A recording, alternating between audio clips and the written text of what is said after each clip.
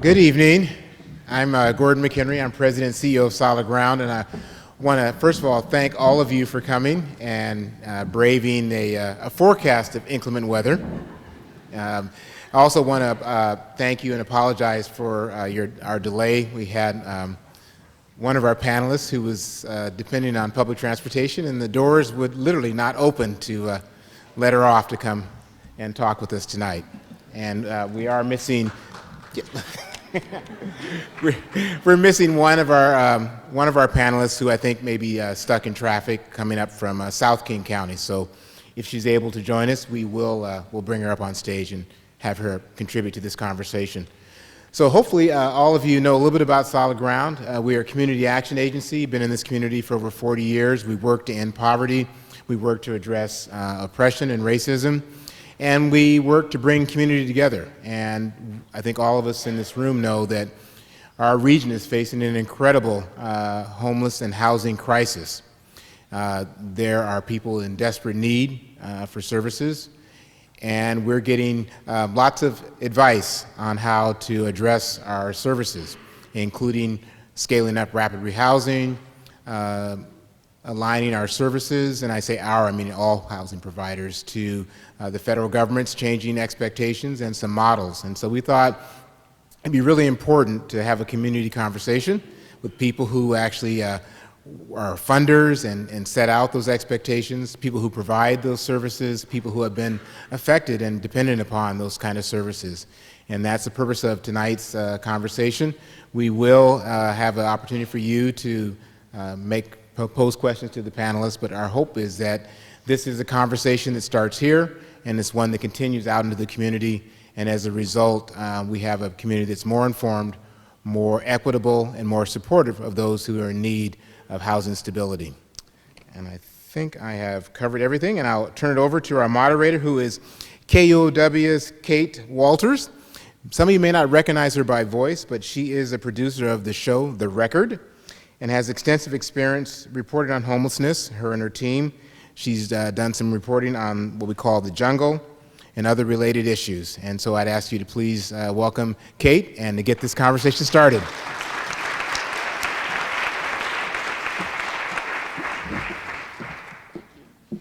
I'm actually going to set myself over here so I don't have my back to the lovely folks sitting in that section.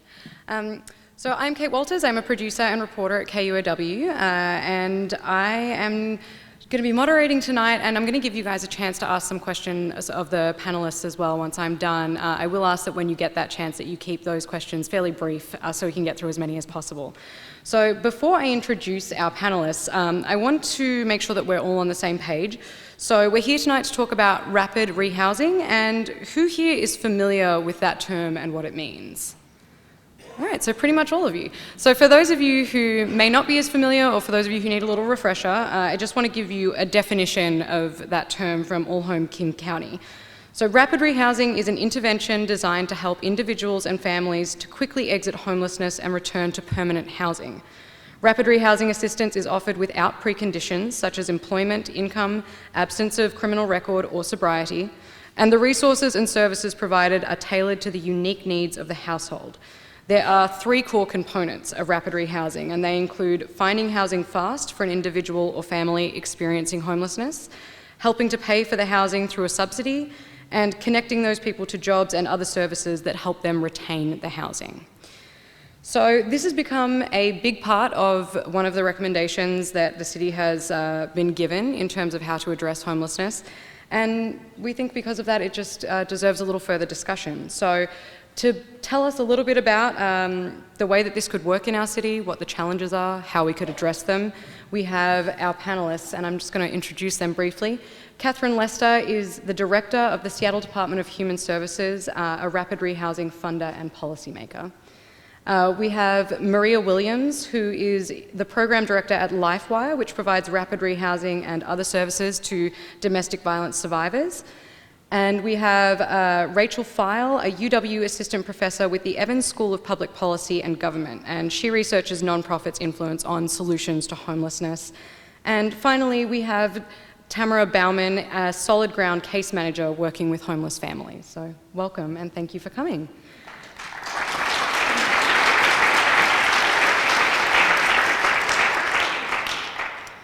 So I want to jump straight in, and I'm actually going to pose the first question to all of you and see if all of you can give me a response to this. As we've said, rapid rehousing has become a central part of the federal response to homelessness, and it's also a model that the City of Seattle wants to scale up. So how well do you think this model is working in Seattle and King County right now? And I'll let anyone who wants start. Go ahead.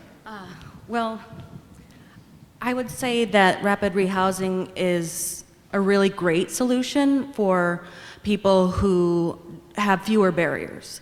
And that could be a family that doesn't have an eviction on their record, or criminal history, or past housing debt.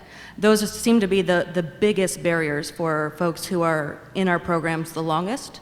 To address that, I think it would be problematic to view any one type of housing model as a one-size-fits-all solution to the problem of homelessness in Seattle and King County. I think it's not a technical problem, but a problem that is an adaptive challenge that requires all stakeholders to mobilize towards a collective response to homelessness. And in my view, you can't really solve homelessness without the feedback and leadership of those who are experiencing or have experienced homelessness. So I think in some ways it works great for a small population, but it shouldn't be the only solution or the only intervention. Go down the line. And I will, I think, give in true academic fashion the answer, it depends. But really, it depends, I think, on what we're comparing it to. So when we talk about rapid rehousing nationally, it's often in contrast to transitional housing. And a lot of the research that has been done relates rapid rehousing as an alternative to transitional housing, which after a decade plus of research has indicated is not as helpful as people once would have thought it would be helpful.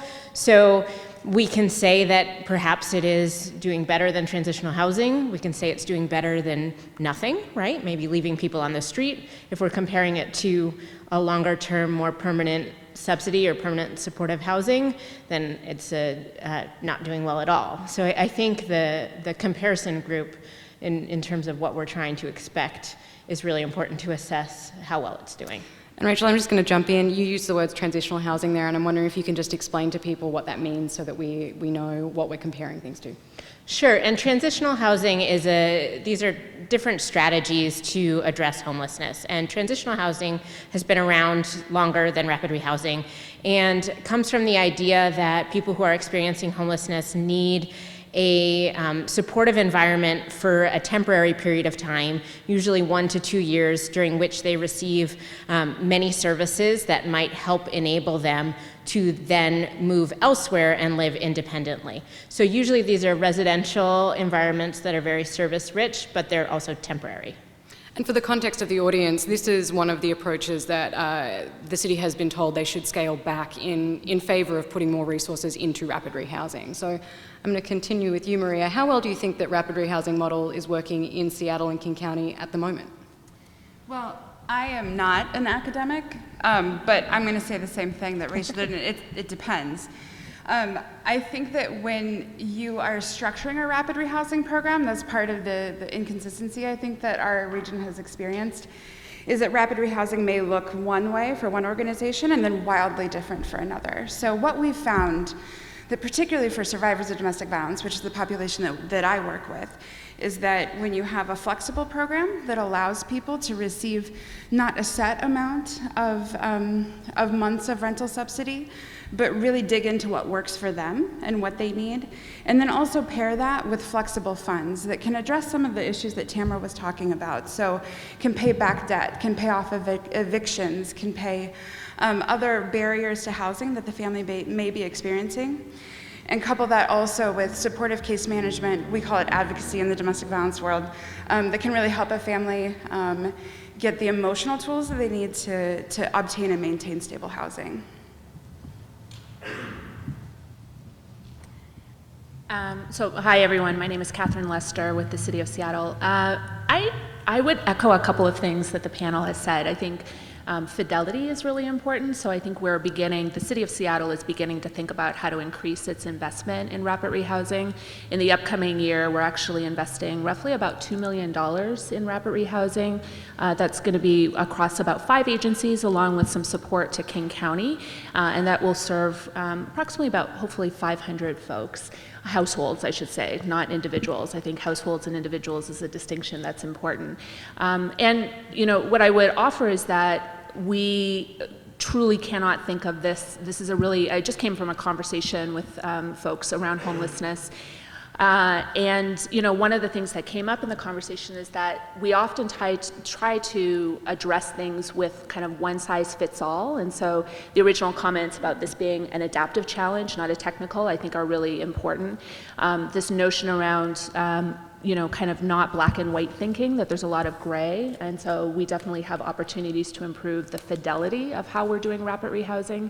And I think there's an opportunity for us to think about how it's one of many tools in our toolkit as we move forward. So, I'm going to stay with you for a second, Catherine. You mentioned they're one of many tools in the toolkit. How does the city see this approach fitting in with the many other homelessness services that we have in the city of Seattle?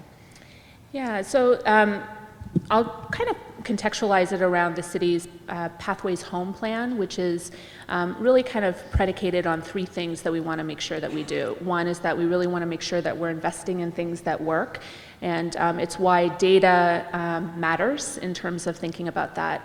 Secondly, we really want to figure out how to be person-centered, and so not forcing people into a particular resource, but really meeting people where they are. And we also want to make sure that we are addressing racial disparities. So when we look at sort of who is impacted by homelessness, along with a lot of other things, I think that's really important. Rapid rehousing is sort of one of the tools that we want to use, but we recognize that we can't just kind of shift everything, like the pendulum can't shift one way or another, and that we still definitely need emergency shelter, but we want to think about when is the best time for us to use emergency shelter, because I can't imagine that any one of us would ever want to rely on that as our permanent residence. And we know that sometimes people stay in emergency shelter for a very long time for a variety of reasons. So and by emergency shelter, you mean the shelters that people would go to stay overnight if they had no other option? Definitely. So just kind of thinking about, I'm not a big fan of sort of all or nothing thinking. I think that sort of all of the resources and appropriately tailored to people's needs is really critical. You mentioned there shifting money to things that work, so I want to talk a little bit now about what we know about rapid rehousing and how well it does work. Rachel, you have studied this, and this is a model that's considered best practice nationwide, but it's still a fairly new model as well. So what does the research that we have so far tell us, and how does that apply to what we might do in the city of Seattle? So it's definitely, Maria and I were talking about earlier, that this is definitely a program and an approach where the practice and funding is pretty far ahead of the research. So we actually don't, we're kind of just starting to catch up in terms of the research and understanding really what's happening. At this point, we don't even know sort of nationwide a catalog of rapid rehousing programs and what exactly that means at an agency level. So what Maria was alluding to, if you walk into a rapid rehousing program at one agency, what might they be offering each client and how might they be engaging with the services compared to another agency? We don't know. There are sort of some emerging best practices, but I put that in quotes because it's not, we haven't really tested them as best practices. They're more sort of emerging shared practices that people are deciding are the best ones, and maybe they are, maybe they aren't, but we don't know yet. Some of the things that we know most come out of a randomized control trial study called Family Options Study that was sponsored by HUD, and this had, maybe 11 sites across the country. Seattle was not one of those sites, so we don't know anything specific about Seattle from that study, but it really, again, looked at rapid rehousing compared to other interventions. And when compared to permanent supportive housing, so just a voucher, right? Not even permanent supportive housing, just a voucher, so just housing rental assistance. We saw that the housing assistance the voucher outperformed everything in terms of housing stability, in terms of well-being outcomes, in terms of reducing domestic violence, all of these other things that we might want to get. The housing voucher was far and away the best intervention. Rapid rehousing fell along the lines of almost everything else, except that it appeared to be substantially cheaper. So getting mostly the same results in terms of people returning to homelessness or their housing stability, but not costing as much as either emergency shelter or transitional housing were the other two alternatives. I want to give our other panelists a second to chime in, but I want to stick with this for just a second because the studies that have been done, they measure success very differently. There are different measures. So I'd love to know, how should we be measuring success in Seattle, since we do have very little information at this point? If we put money into this as a city, how should we know in a year or 2 years whether this is working? And what are the benchmarks that you think we should be looking at to say, great program, or you know what, it just didn't work out? And you can toss it to someone else if you don't want to answer that, Rachel. Oh, for me? Yeah, I have sorry. lots to say. I felt like I was dominating. Okay. What are some of the metrics? Well, I would like to see something, I think better defining what we mean. So are we talking about housing stability? Are we talking about avoiding shelter? Are we talking about saving money? I think those are all different goals that might lead to different outcome measurements. I think some of the things that would be really valuable to look at, sort of regardless of how we're defining success, would be sort of time from walking in the door to actually securing an apartment. So part of this process is that you're getting housed in the private market, and you need to have a landlord and a unit willing to house you. And the agencies are working really hard to make that happen. We know that for some people, it can take a very long time. So looking at that time between, okay, you are an appropriate person to receive this intervention, when are you securing a unit, I think is very important to know. And then I think along the lines of the equity priorities that have been mentioned, are we seeing differences across different types of clients in terms of who might be housed more easily, more quickly in the private market based on other characteristics? And I think housing stability is also extremely important. So knowing if people are staying in the units that they're renting, talking either with the clients or with landlords to know what are the experiences once they're actually housed. A challenge of this program is that once someone is housed, there's no mandatory or really easy way to stay in touch with them, because the idea is you've gotten back on your feet. And that's one of the advantages for people who don't need a more service-rich environment. They can just go back to independent living that they may have been in before. But it means it's pretty hard for us to know where people went, if they stayed in their apartments, if they moved apartments, if they returned to homelessness. We might have some indicators, but it's hard to know. So Tamara, you're working with clients to put them into housing. What are you seeing in terms of their experiences? And in a city like Seattle, how difficult are people finding it to find a place once they have this assistance available? Well, it's incredibly, incredibly challenging for families to access housing when there are so many market forces and conditions that might preclude someone from getting housed. I don't think we can underestimate like the macro, micro level systemic barriers that that really harm people and harm families. And so when you're asking about how do we measure success, I think there's a critical piece of client voices. We want to be client-centered and effective, but there's also a lack of client voice in determining services, program design.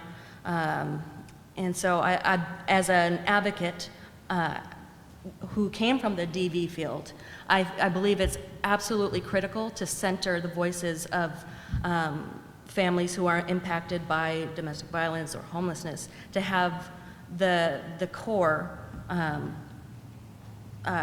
leadership in determining how these programs are defined, how they are set up and administered and executed within the community. So for a lot of people to get housed as quickly as possible, a lot of them have to give up something in another life domain that might be important to them, like moving away from their social support networks or giving up access or close proximity to their children's schools or to their jobs. So I think it's really challenging for folks who are living in extreme or even moderate poverty.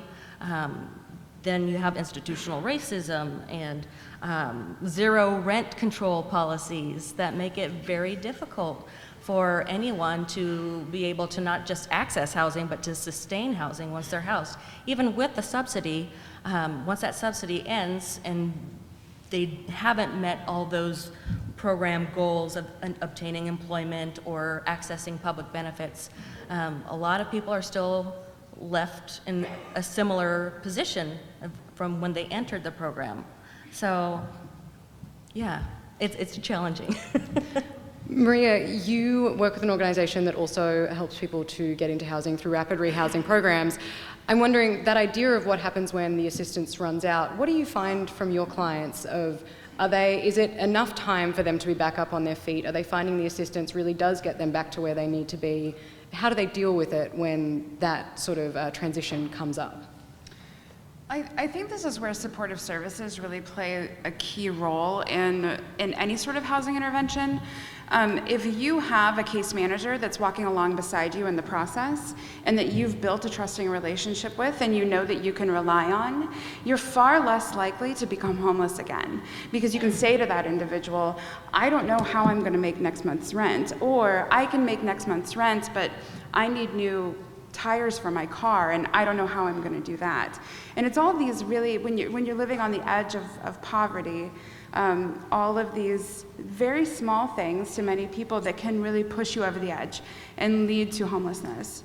And when you're in open dialogue with someone that can actually reach out and can help you and has resources and can sort of work as a resource broker for you, because as a marginalized homeless individual, you don't always have resources at your disposal, it's far easier to obtain and maintain stable housing. I think that, like Tamara was saying, self-selection into programs is essential. I think that we found that if a family really believes that short-term rental assistance or rapid rehousing, or whatever you want to call it, because it's called a bajillion things in King County, can really work for you. If that's the thing that you say, no, that's what I need. And I know that because of all these other things that have happened for me in my life, I know that that's the intervention that's going to work for me.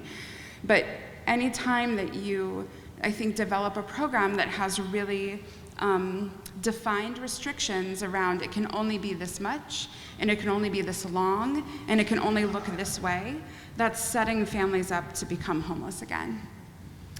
Rachel, I saw you raising your hand, and Catherine, I want to come back to you, but I'll give Rachel a chance to respond first. I just wanted to, I think, present an alternate viewpoint to not the last thing you said, which I agree with, especially about if families identify this as the intervention that they think will work for them.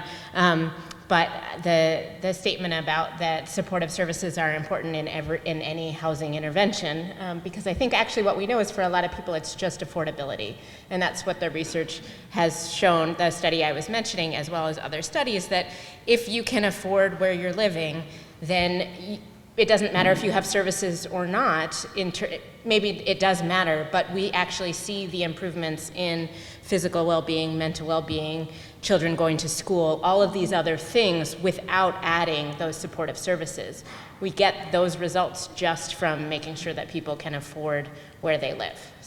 And Catherine, I'd love to address that with you, because we've seen success with rapid rehousing in cities like Houston, New Orleans, Salt Lake City, where they have higher vacancy rates, more housing is available, there's just more stock, and also rents are lower. So that's a markedly different situation than we're looking at here in Seattle, where we are facing an affordable housing crisis. How does the city want to make this model work, and how can this model work in a city like this? Mm-hmm. Yeah, that's a great question.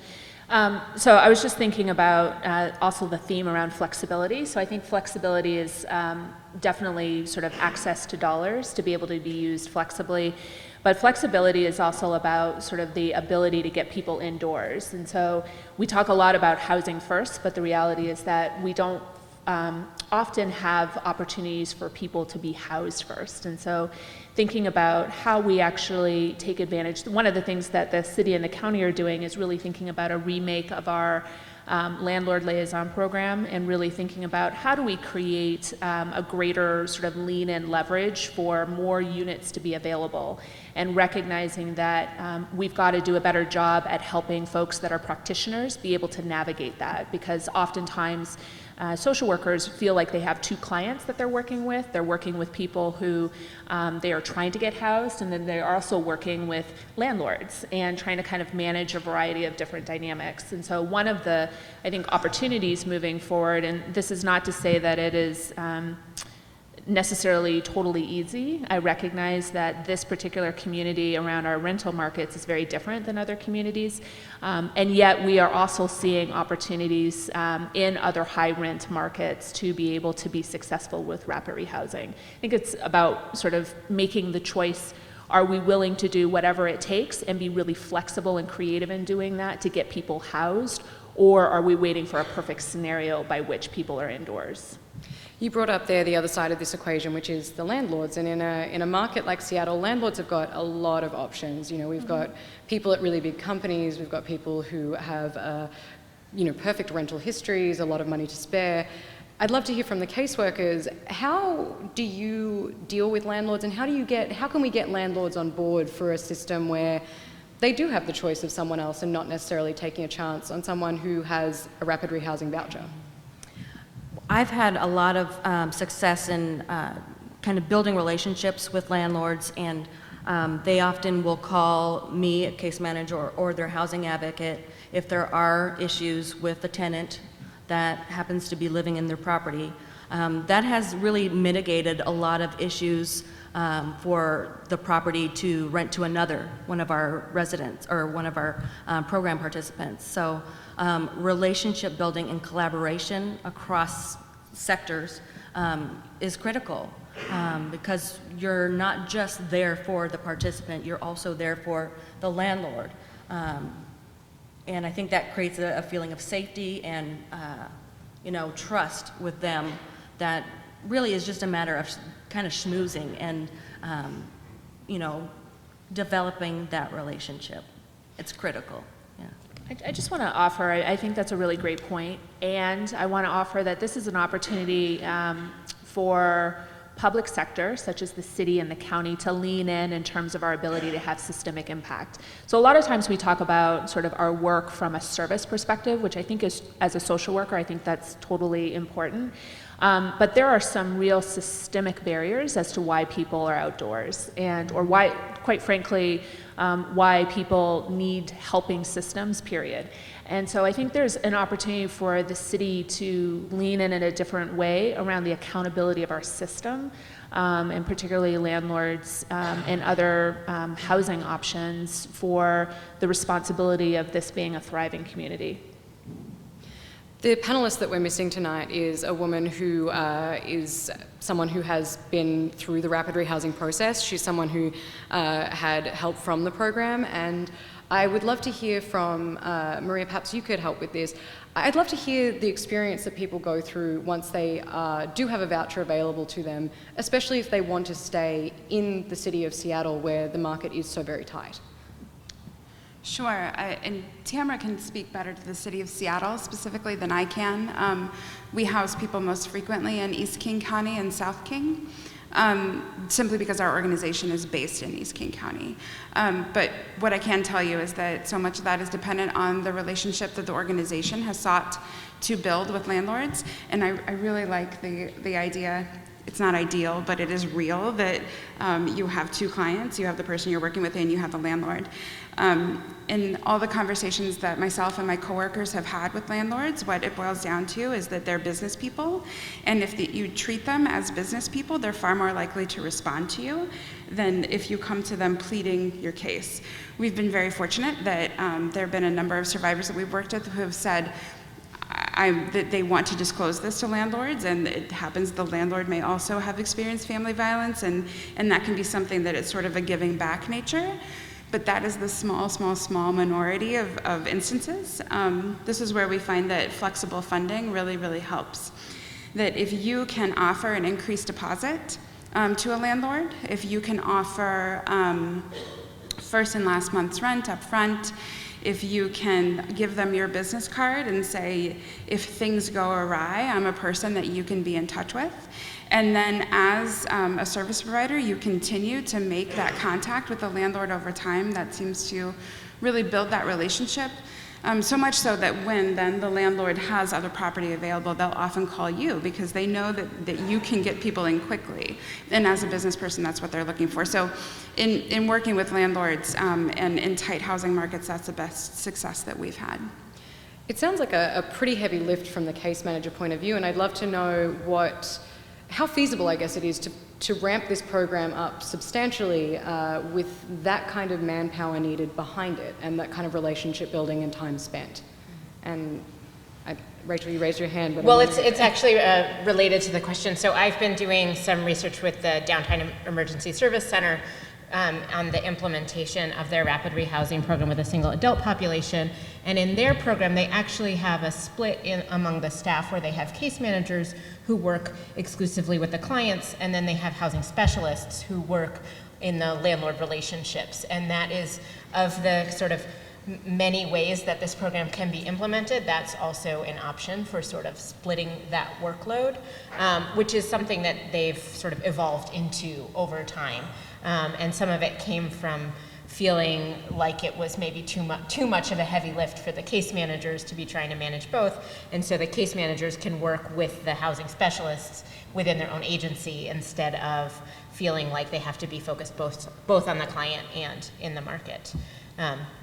I also wanted to add, though, just related to the market, we did some interviews with both the case managers and housing specialists, and they have sort of fascinating insight into how you might the advice given to clients and case managers about how to find a landlord. And one of the things we heard a lot was to avoid the big corporations, and that the mom and pop landlords are more likely to be open to this kind of idea, and the private landlords. And it's great to hear Catherine talk about what the city might do, because I think that's an area where we think about a housing market dominated by, corporations. They might have headquarters in Chicago or somewhere else. They don't actually have the authority to make those decisions locally. So it's not entirely the fault of the person speaking to the client.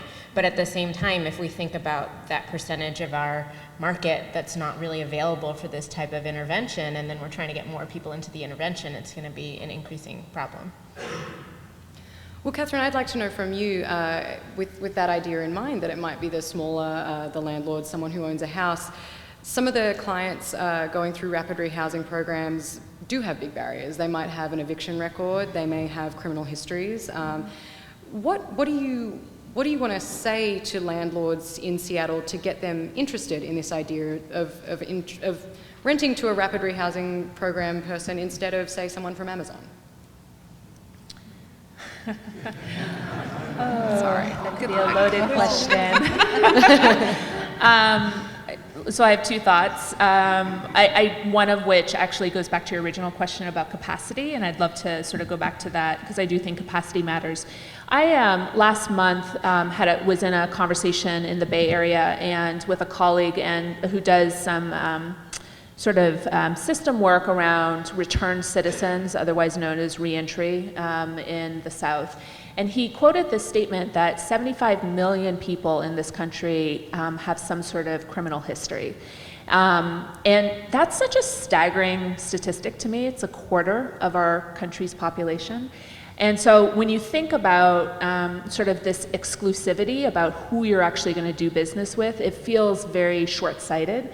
And so my train of thought in your original question is, what are our thoughts about sort of the engagement of landlords? And I think the individual relationships are crucial. I'm a big believer of relational capital.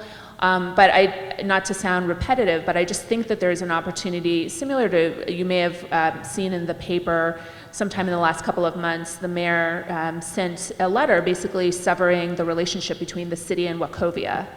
Or Wells Fargo, sorry, it used to be Wachovia back in the day, Wells Fargo. And it was a statement to say, we're gonna lean in around sort of our leverage as a city to make a very clear statement about who we will and won't do financial business with. I guess what I'm offering and what we're talking about and thinking through is what does that look like around making units available? And I think part of that is sort of the remake of how we think about our current landlord liaison program and really thinking about what might master leasing look like, or what might it look like to work with folks who are in a corporate environment that have the ability to have real systemic impact when it comes to making units available. So I believe in the system, the service, sort of one-on-one relational piece, but I think there's also an opportunity to think really broadly about what's the system change that's needed. I also just want to go back around your question around ramp up, and it's something that actually keeps me up at night a lot, which is really this broader conversation about capacity. Capacity is often, there are lots of ways to have working definitions of capacity. Capacity is sometimes defined purely as money. The thing that keeps me up at night really is pure people capacity.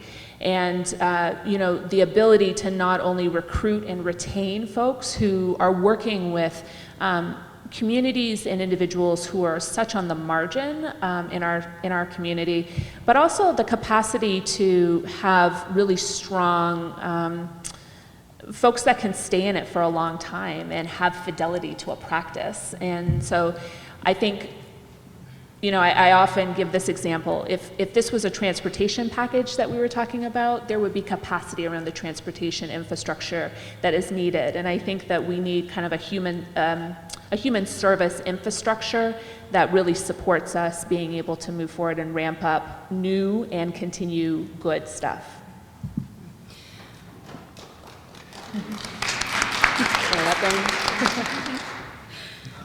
So I know that we've heard, obviously, it's a pretty difficult market to find housing in, regardless of who you are or why you're trying to find housing. And one of the things that was in a report given to the city that recommended that rapid rehousing be an approach that the city puts more focus on. One of the things said in this report was basically the priority has to be to get people housed. And if that means that they go outside of the area that they want to live in, then so be it. If it means they pay more of their income than they would originally want to in rent, so be it. But that needs to be the priority, is to get them into housing. And I'd like to know from the panelists, and anyone, feel free to jump in to answer this, what kind of impact do you think that approach to this model could have in terms of equity and whether or not we're sort of pushing people on a lower socioeconomic rung and people of colour outside our city limits by taking that particular approach? That's an excellent question, and one that I've actually observed in my work as a Journey Home case manager. In fact, one of the participants I work with has actually been priced out of the Seattle market and is now living in Auburn because she couldn't afford, even with her voucher. A lot of her options were very limited, and it was difficult for her. And she's actually one of the people that I was really concerned about. So yeah, she was being priced out of increasingly like a gentrified city, and now is living in a suburb where transportation and employment resources are fewer and further between. So when we're talking about inequity and social justice, she is a woman of color. She's a single parent of 4 children. I don't see a lot of equity and social justice in a model that says, well, we can't really prepare you for taking over the rent after this 3 or 6 month subsidy ends. I think there needs to be a higher, like a more intensive focus on community advocacy and what it means to really support people who are the most marginalized or the most vulnerable. There needs to be both a legislative advocacy piece as well as participant input. I just think that I'm going to be the one who emphasizes that until I'm blue in the face. Unless you have the people who are experiencing homelessness at the forefront of the movement to end homelessness, we're going to see this problem again and again and again. So I guess if I was to recommend anything, it would be to start including the voices of people who are accessing our services into the conversation around how do we end homelessness. Yeah, I guess that's what I would say. Does anyone else want to? Would any of the other panelists like to weigh in on just this idea that if the idea is to get people into housing regardless of where it is, what that might mean in terms of the racial makeup and economic makeup of the city? Well, I think it's interesting who that responsibility is placed on. It's exciting to hear that the city has initiatives that are looking toward how to landlord engagement and where funding is going. But as service providers, what we can rely on is what we have. And if the directive is to get people housed with this funding that we're giving you, that we know is going to make all of the difference in people's lives, then that's what we're going to do. And we're going to put every supportive service around it that we possibly can, because that's what we have control over. We don't have control over affordability of market as service providers. And so it leaves us marginalized in a case of working with marginalized, truly marginalized people that are then being pushed further and further out from where they most identify that they want to be. So I think that for service providers, it's a rock and a hard place, and that you work with what you can and you do the best by the money that's given you and by the people that are needing the services. And I want to follow up and absolutely acknowledge that the service providers have, I think, at least those I've spoken to, and I think you're echoing that a little bit, if you could wave a magic wand, they would say, yes, we want more affordability. So it's not that they're not doing what they can. Personally, I would like to see greater connection between these conversations about homelessness and various tools for affordability. I think when we're in a sort of service providers, human services space, we tend to think of permanent subsidies as the only option for increasing affordability. And the reality is we're in a city, in a region that also is engaging in a very extensive conversation about how to adopt these tools for affordability at a larger scale. And they tend to be different people in those conversations, and they also tend to have different supporters and different opponents. So I think, something that I sort of am frustrated in from my corner of the world is that we have immense support for getting people indoors. That support doesn't necessarily translate to what needs to be done to have a housing market that truly is accessible in our central city, in the areas where people want to be, that might be these additional options for service providers to place their clients.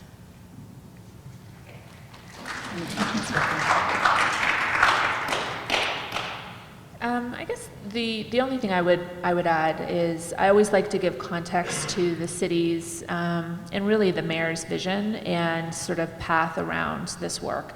And I always talk about it as kind of three things. The first is the indoors. It's the crisis response. And we spend a lot of time in the crisis, and sometimes to the point of being, at times, from where I sit, distracted from some of the other kind of systemic movement that can happen.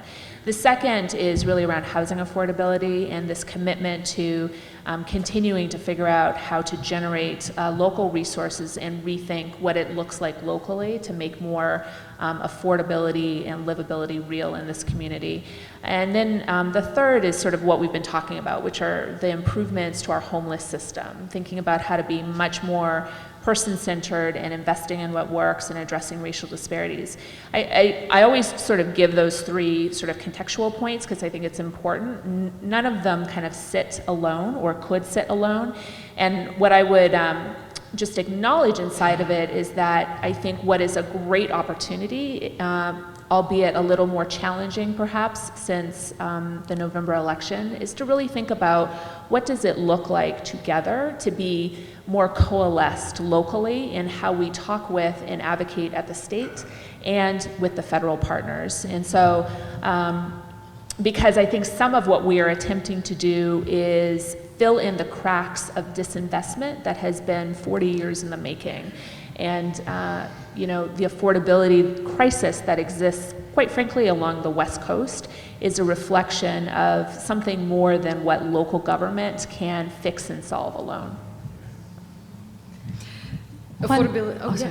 One thing that popped out at me with the Focus Strategies report was the notion that homelessness in Seattle, King County isn't a matter of housing affordability. It's a matter of using our resources more efficiently. And I think that says enough. I'm guessing that you disagree with that point. Well, affordability is obviously one of the underlying causes of the reason that people need to be part of a rapid rehousing program. Is there a way that we can make sure that the implementation of this program in the city of Seattle and in King County can help to address the underlying causes of why people were homeless in the first place? Is this a model that can help to do that and keep people in housing as opposed to perhaps just being a short-term relief? I would say that the underlying cause of homelessness is that you can't afford a place to live. So I don't actually see the underlying causes as other things. I think a lot of people do have a lot of challenges, but there are victims of domestic violence who are housed and people with substance abuse problems who are housed. So the not having a place to live is the underlying cause. But there are certainly people who rapid rehousing can and does help, who may actually be able to maintain their housing. They just had some bad luck or a health problem or got laid off from their job but are employable in a profession that might be able to pay their rent. So I think want to get lost in this conversation that rapid rehousing isn't the right thing for anyone because the market's so bad, because the reality is we have people who are homeless who have all of the tools they need to be self-sufficient and for various reasons are not currently able to access the private rental market. So for me, I think it's more about right-sizing the tool and acknowledging what the limitations are so that we can say, okay, this is not addressing this population, what can we do for this other population? For those who maybe don't have everything lined up yet, aren't quite in the place where if you give them a one-time injection of funds, which is often how it works to help with things like the security deposit and first and last month's rent, which can be very difficult to come up with. For somebody who isn't quite at the point where 3 to 6 months later they're going to be on their own 2 feet, how can we adapt this program to make sure that they're not relapsing into homelessness, if at all? Any thoughts? Well, I mean, a lot of the service providers and my coworkers have been concerned about the income to rent ratio, and what we think or we hope might help folks stabilize over a long period until they feel actually comfortable paying rent on their own is looking at how can we do that systems change and make our subsidies perhaps longer, increase the amount of the subsidy, just so that they have the people we serve have a sense of security in taking over the rent and have the capacity and ability and the resources they need to be housing independent. So I think there's some systemic issues that need to be addressed sooner than later, because affordability is such a huge issue. And then you're also like playing with the idea of how can we make things more equitable for people with disabilities, survivors of domestic violence, and people of color, who do have far more barriers than other subpopulations. So, yeah. I'm going to hand it over to the audience in about 5 minutes. I would love for the panelists just to wrap up for me if you could. And Maria, I want to start with you because we haven't heard from you in just a while. I'd love to hear your final thoughts on this in terms of what you would like to see moving forward as the city does put more focus onto this particular tool. how do you think it could be improved, and how would you like to see it utilized in this city so that it is something that can help as many people as possible? Sure. The National Alliance to End Homelessness has really, really great benchmarks laid out for rapid rehousing specifically. And one of the things that's really risen to the top is that flexibility is the most important thing. That, as you were saying, at times in 3 to 6 months, you may actually be able to take over the rent, but you're not going to be able to do it in a way that you have confidence. And ending homelessness for a family is so much more than just putting a roof over their head. It's increasing their confidence. It's allowing them to be healthy, allowing them to be safe, allowing them to choose a life that they actually want to live. And when we're doing that, putting a program on top of that that says in 6 months, in 3 months, in whatever amount of time, we're going to be out of here, and we're actually not going to check in with you, and you're going to be on your own. Those are the things that I think have resoundingly not worked. And it's easy to fall back into that idea because it's very clear cut and it's very specific.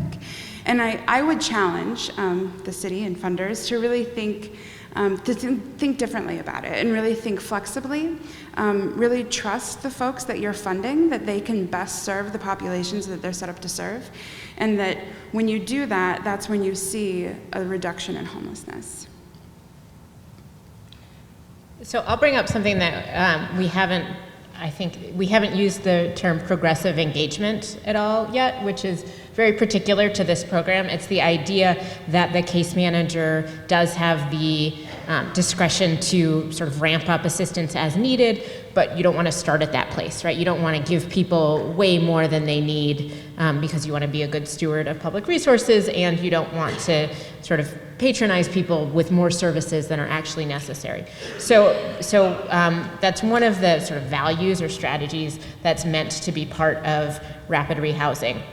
And I think even without dealing with all these market level issues, I would like to see some more clarity, I think, in communication between the funders and the providers about what progressive engagement actually looks like and how a case manager is meant to, what indicators should a case manager be using to say, yes, you are a person who could use more services at the 6-month mark versus, no, I think that you haven't really been holding up your end of the bargain, so we're moving on. And I think that just communication about that is very difficult right now, where we think of the environment of having, say, a year-long contract with a certain amount of money and a certain number of people you're supposed to house.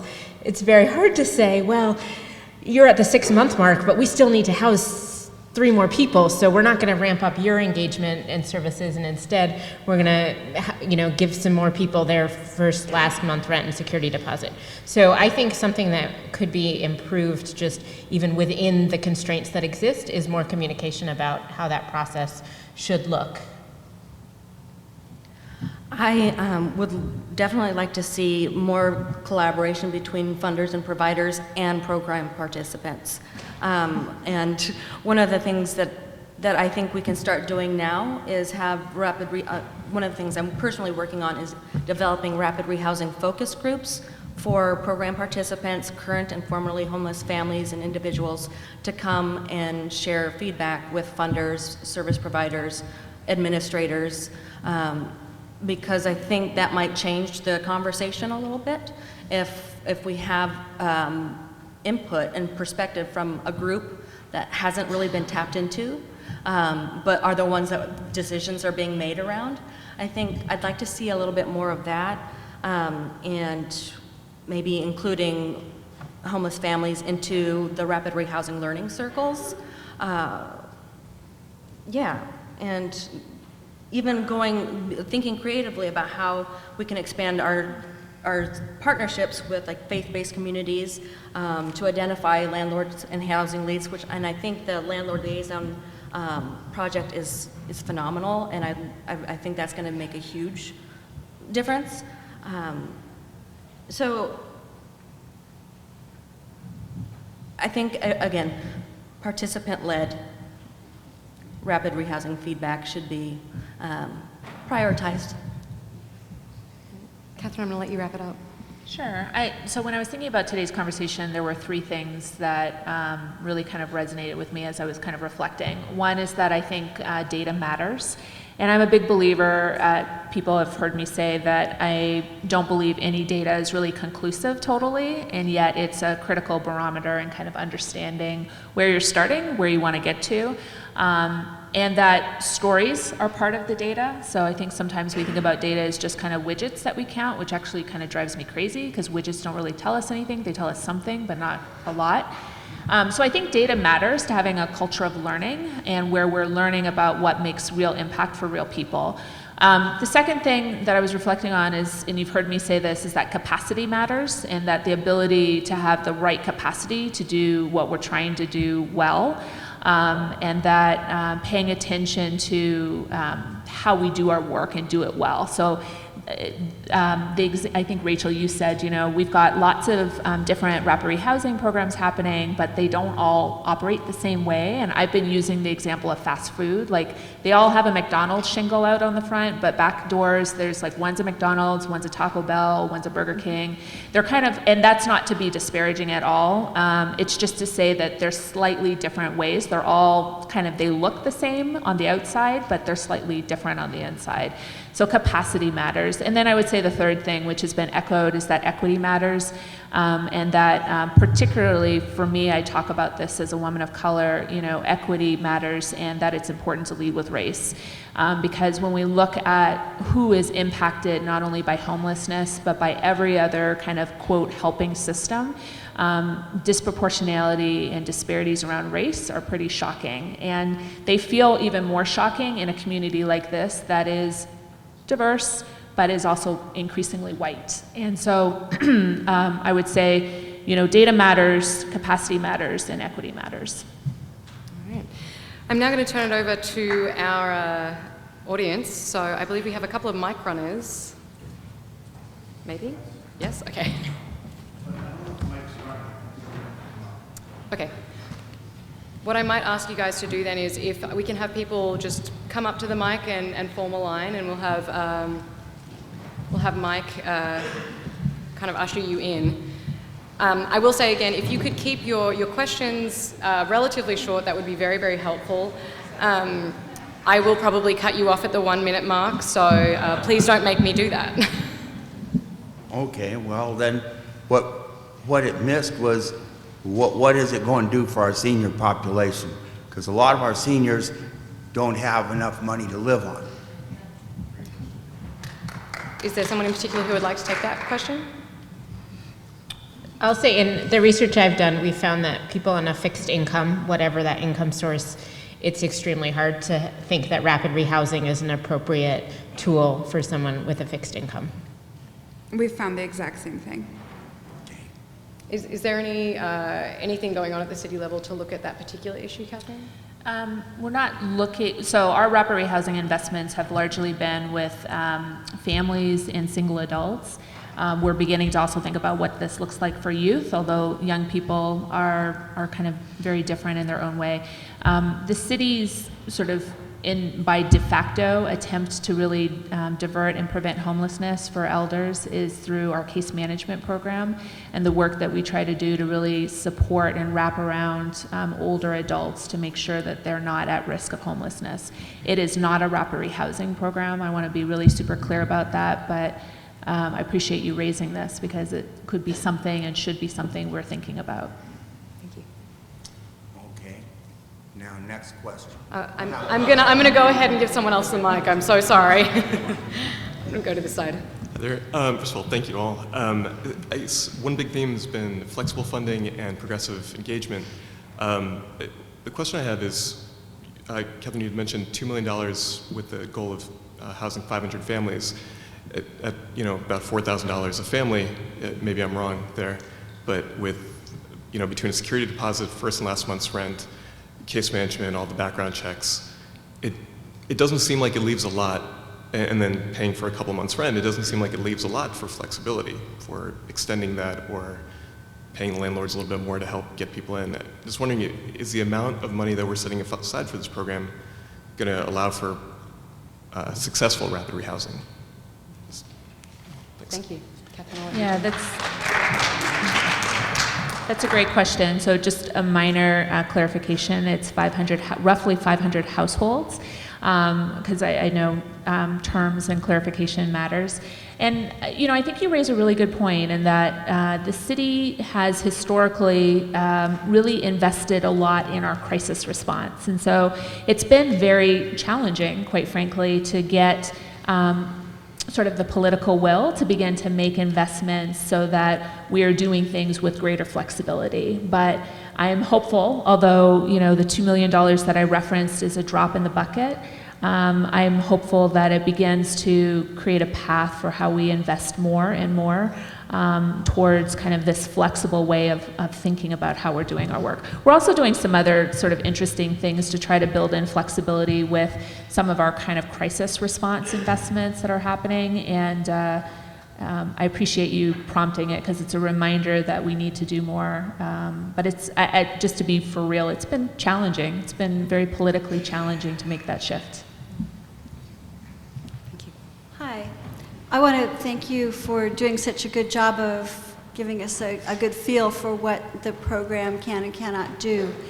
And as someone who used to work in a transitional housing program, my response to the Poppy report was, well, we don't have any data.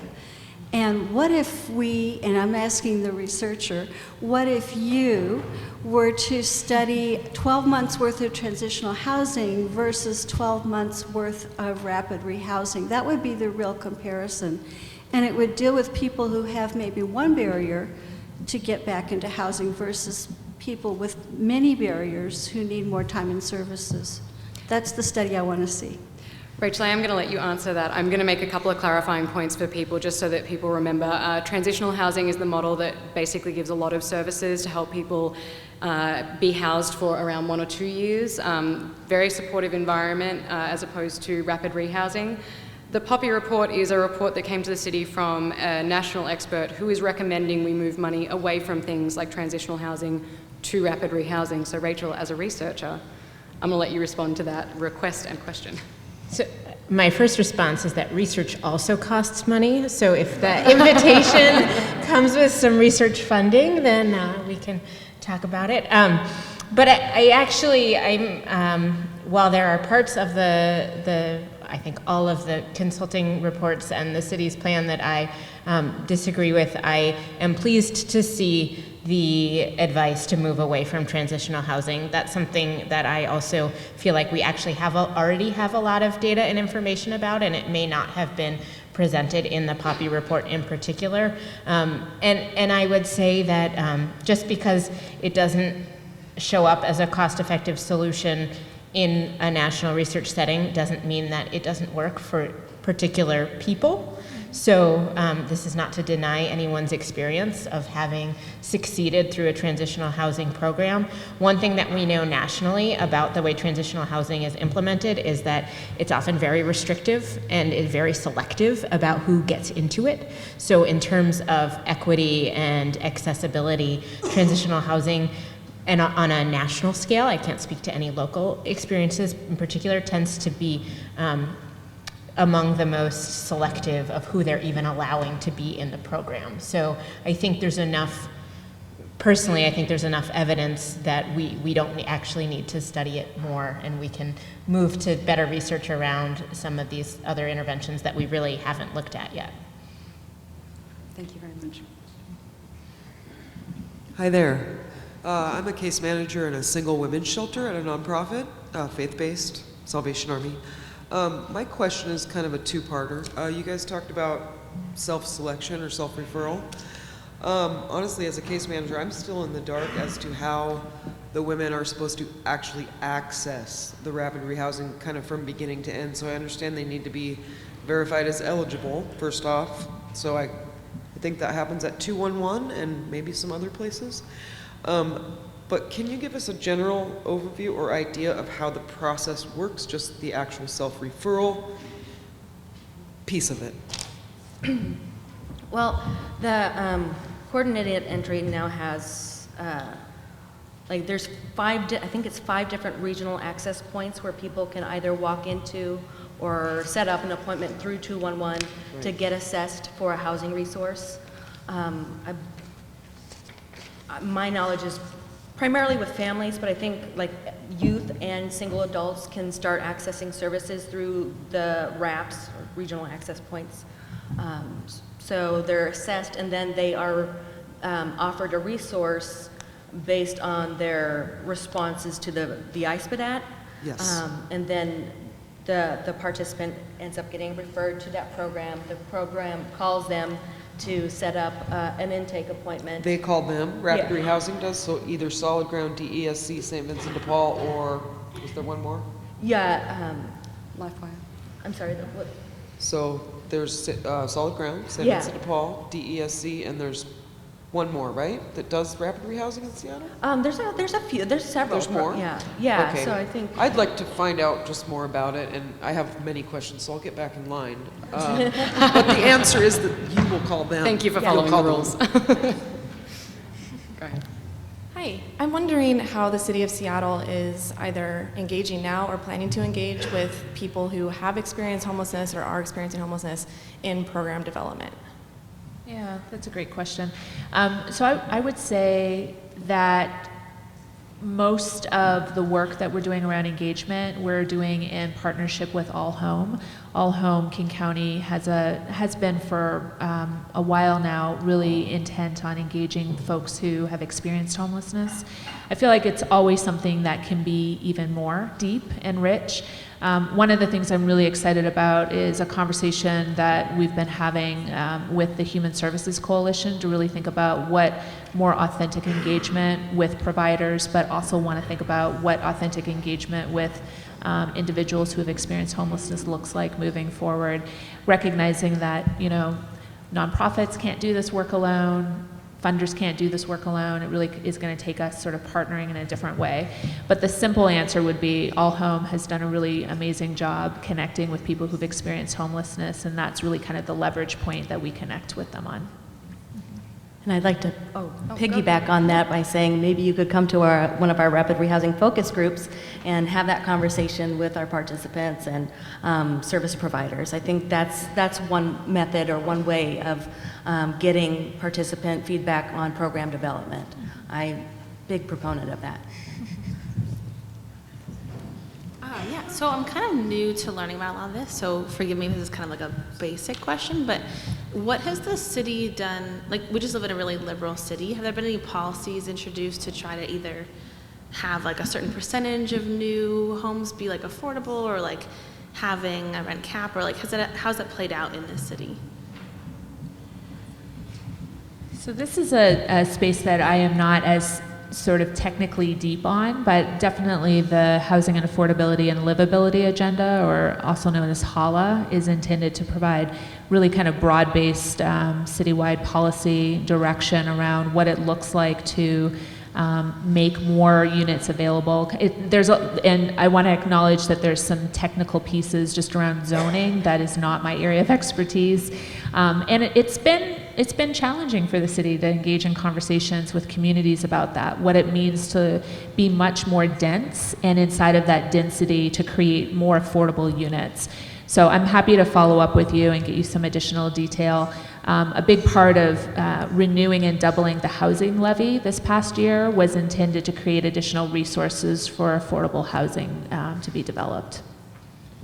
And I'll just add, I can't really see who's in the room. I'll bet there are people in the room who know the ins and outs of this better, but the short answer is that there's nothing quickly that can be done to sort of mandate that the private market is including affordability in its units. There's a lot of strategies that are being pursued along those lines, and there are some programs that already exist and have existed in the city for a long time meant to increase affordability and that do increase affordability. And what we've mostly seen is that they're just small compared to where the housing market's going. So it's not necessarily those strategies haven't worked. It's just that we've experienced so much growth that it's, they're drowning. So, but it all happens at a very kind of piece by piece basis based on zoning and specific policies. Please go ahead. Good evening. Thank you so much for being here tonight. My name is Asha Mohammed, and as I was really attentively listening, like not a single panelist brought up about refugee and immigrant in this process. That's number one. Number two, y'all talked heavily about equity and social justice in that sense. For somebody that experienced homelessness, that experienced the welfare system, that is a homeowner and right now is working on homelessness, where does the conversation start about resilience of people? Where does it start talking about the shame of poverty? Where do we start talking about economic development for especially for these marginalized population? I really don't think they're marginalized. I just think our time is going to come. Have you 4 years. So my question is about capacity. And yes, that really is what is keeping me up at night. My question about capacity is, how do we build a community that is not wrapped in white savior mode, but is grounded in uplifting humanity and really combating poverty? Because the root cause right here, it's about poverty. There is no way a family that is making $17,000, regardless if they are in Auburn, regardless if they are in Bellevue, regardless where they are. So my question really is, when are we going to start having really the tough question, not for the marginalized people, but for all people? Is there anyone in particular who'd like to? I think that is an excellent question, and the conversation needs to start around human rights. Housing is an essential, fundamental right, regardless of your social, economic, racial status. You are human, you deserve to have housing. I think that's critical, and so I think sometimes we tend to shy away, or we forget that what we're talking about is in fact human rights and social justice, and we tend to operate in silos serving different communities, but really we want to develop a holistic system that addresses racism, poverty, while also uplifting and putting something in the place of what we want to eliminate, like such as housing discrimination. I think it again comes back to basic human rights and dignity. Starting the conversation there. I love having that conversation. Anybody else? I appreciate it. Oh, there you are. I was like looking for you. Hey, I appreciate your comments and just your courage and being for real about calling something, which I'm not from this community originally. I grew up in Toronto, and yes, I know. I'm not sure who I'm rooting for on Saturday, but what's interesting is that this is a community that where race is a really interesting conversation, and that we've had some. We in the city. So I recognize I work in a system that is set up to operate in a certain way and to perpetuate racism and institutionalize racism. And so there are things that we're attempting to do to kind of shift that. And yet I'm also thinking about, like, what does it mean for us not just to be investing in services all the time, because I think that kind of keeps us in that mode, but what does it mean for us to, I talked about leaning in and really changing systems and having an impact. And the only sort of new thought that I'll offer based on what you shared is this notion around sort of a broader investment in community, and that it's broader than a social service investment. It's also about what does it mean for us not to have to sort of experience food, like all the stuff we know, food deserts and financial deserts, and just the disinvestment in community that has been happening for decades. So, and thank you for sharing. Yes, we didn't talk about immigrant and refugee communities, and yet it's something that we think we in the city think a lot about, and are really happy to be partnering with organizations who have that at their core mission as well. Thank you. This is a question I've had for quite a while, and having seen whole city blocks ripped out and high-rises put in at $7,000 a month rent, and losing those jobs also. I just have a very simple question, and it's probably data-driven, I'm curious, with the increase in homelessness we're seeing all over the city and the county, tents everywhere under every bridge and freeway. My curiosity is, who are the homeless? Are these people are they from Seattle and King County that have been losing their jobs and losing affordability all over the city, if not in their neighborhood when it got ripped down? All the numbers I've seen about the night count that happens, I've not really seen who are these people. Can you tell me that? Are they coming from our city and our county? Are they from out of county? Are they coming out of state? I'm just curious if that many people have been kicked out of their apartments and jobs in our city alone. Is that what's happening here? Thank you for your question. Rachel or Catherine or either of the service providers, does anyone have an answer that they'd like to? What's the data? I would say it's all of the above. And, What do you mean by that? I mean that, folks, there are people experiencing homelessness in our community who were born in this community, and there are people who are experiencing homelessness in this community who came here. I would reckon that there are several people in this room who came to this community, and it's by the grace of God or whatever else you may believe in that we have the resources and support that we're still inside tonight. So I would say that it's all of the above. I think it becomes really dangerous almost when we're sort of parsing out, and I understand the curiosity, I totally do. I just think it sort of becomes a bit of a slippery slope to parse out sort of where people are from when I think about sort of who are they. And I'm not trying to be flip or anything, but I think it's all of the above. It's people who've lived here forever, and it's people who have come here.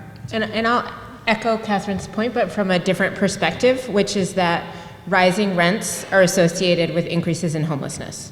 Right. And that's true everywhere. So we see increases in homelessness all along the West Coast. We know that for years, the West Coast has been much more prosperous economically than the rest of the country. It's very challenging to know in a large scale who the homeless are for all sorts of reasons. I'm in conversations where people talk about, maybe we should put GIS trackers on people and find out where they're from, right? Things that are totally inappropriate. But because it's a hard question, right? Because if you're homeless, you don't actually want people to find you if you're not in a place that you feel safe. So we can discuss kind of the data limitations there. But it's also, I think, to echo Catherine's point, this is my third year that I've lived in Seattle. I don't know, am I from here? If I lost my job tomorrow, would I, where does that make me from? And so, I think we're pretty confident most people don't come from homelessness elsewhere to homelessness here, mostly because they don't have the resources to move. But did they come within 6 months? Maybe. I don't. I think again, all of the above. Well, thanks, Rachel. I'm sorry. I'm gonna enforce the one question limit. My apologies. Do we have people on this side? Yeah. In other states, it's illegal to be homeless with children. So a lot of homeless families from other states actually come to Washington because CPS won't take your children for being homeless in Washington state. So we do get other homeless families from other states migrating here for that very reason. But my thing is, I'm a housing and wellness advocate, and I won't mention which shelter that I work at because I'm not here on behalf of them. I'm just here as someone. So rapid rehousing, when our families get those referrals, they hate it. They can't stand it because we've had multiple families who are back into homelessness because of rapid rehousing, and it wasn't successful for them. And they rather have a referral for transitional housing any day because it offers them support for at least 2 years while they can possibly get subsidized permanent housing during that time that they're there and figure out and have the support that they need. And I want to know if there's any statistics or numbers for how many people have entered back into homelessness from rapid rehousing, or if we have those numbers to really show how it's been working. So in the family option study that I referred earlier, transitional housing performed the worst of the interventions in terms of returns to homelessness. So, I mean, I can totally get that that doesn't necessarily resonate for clients, but the research shows that it is not in a long-term sense. It's certainly in the 2 years that you're receiving support, you are housed, right? So we could then talk about 2 years of rapid rehousing and it'll achieve the exact same thing in terms of security. The thing that makes transitional housing more controversial is the idea that the services provided will lead to housing stability in the future beyond those subsidies, and that's what the research does not support. So, yeah.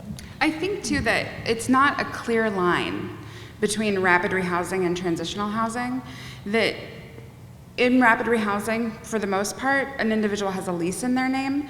In transitional housing, they don't.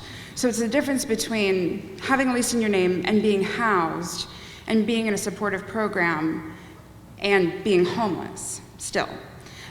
So what folks have found over time is that we don't want people to be homeless for any longer than they need to be. We also don't want people to be housed and not be able to pay their rent. So it always makes me nervous when I hear people compare the two, because it's an easy comparison because HUD wants us to replace one with the other, right? And it's not linear and it's not clear. And if we, I don't know if I should have said that, but if we continue, I think, to make that, that line, it will just get more confusing, because what we need is supportive services that people select into that work for them, and to be flexible within those services. So, and I would just offer that in 2015, of the family, or of the households that were engaged in rapid rehousing, 5% returned to homelessness. Catherine, is that in the city of Seattle that you're? No, that's King County. King County, okay. We have time for about 2 more questions, so I'm going to call from one from either side. So please go ahead. Yeah, hi. So I'm a housing specialist at a similar type program. It's not rapid rehousing, but you've talked about the 2 different parties, like, so you've got the clients and then you've got the landlords, and you're both trying to juggle both of their needs, but nobody's really talked about the third party, which is all of the other tenants in the building, or all of the other people in the city who also should be engaged in this process. I mean, everyone wants the nonprofits to solve the homelessness issue, but really it's a citywide issue that we should all be participating in.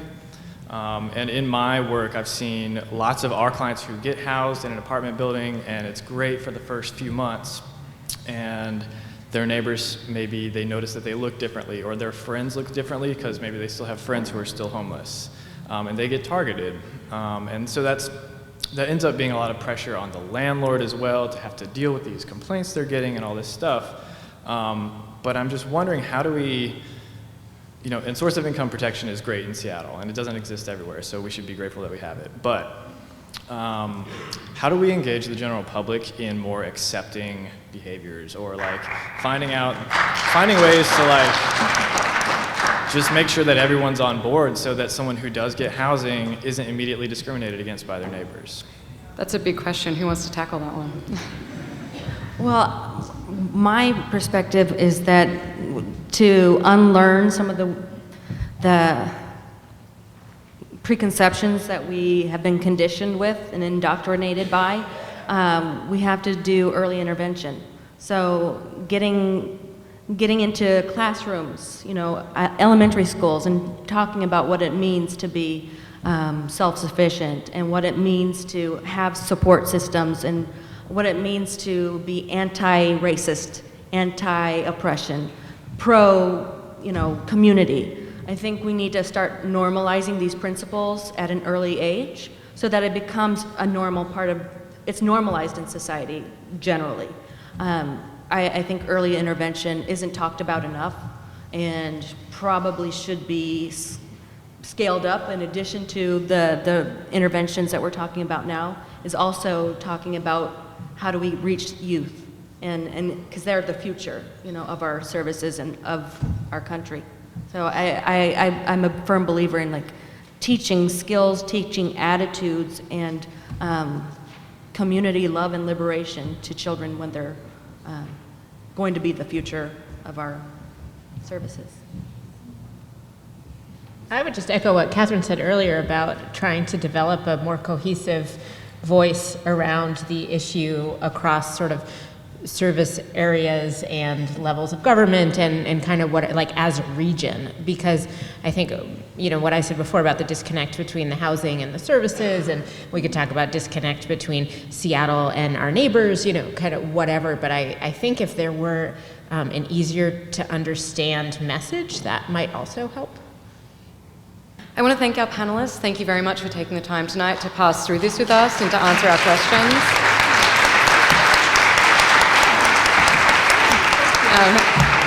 I want to thank Solid Ground as well, and I'm actually going to hand over to a Solid Ground member to wrap this up. Thank you.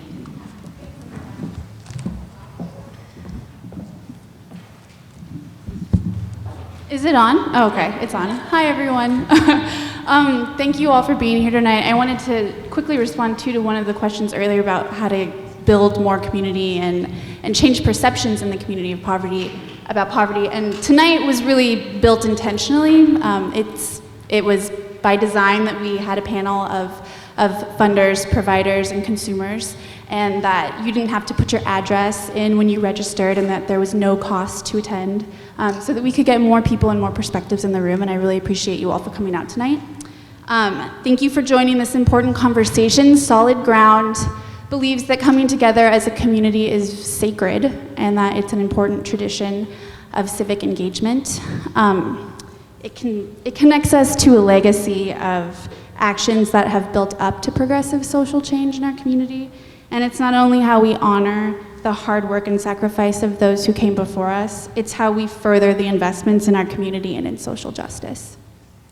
So although we're at the close of this program now, tomorrow the conversations and the work will continue, and they'll be better because of everyone's questions and the participation of everyone tonight, so thank you.